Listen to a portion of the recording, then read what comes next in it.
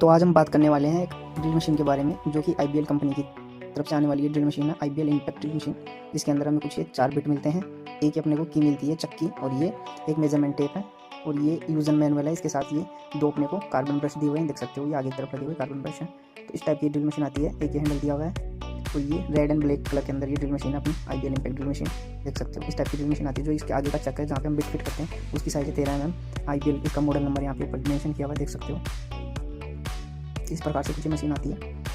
इसका जो ये वायर है ये 2.5 मीटर का है, देख सकते हो। वायर की क्वालिटी काफ़ी अच्छी दी हुई है, ब्लैक कलर का वायर दिया हुआ है इसके साथ। ये मशीन की क्वालिटी काफ़ी अच्छी होने वाली है। ये देख सकते हो कि चक्की साइज 1.5 mm टू 13 mm तक दी हुई है, यानी अपन इसके अंदर मिनिमम 2 mm से लेके 13 mm तक का बीट इसके अंदर फिट कर सकते हैं। ये आगे हैमर मोड और सिंपल ड्रिल मोड दिया हुआ है, यहाँ से अपन इसको चेंज कर सकते हैं, देख सकते हो। इस टाइप का ये ऊपर मोड दिया हुआ है, यहाँ पे हैंगिंग के लिए दिया हुआ है, यहाँ से हैंग कर सकते हैं। ये इस मशीन को लेफ्ट एंड राइट दोनों तरफ से आगे पीछे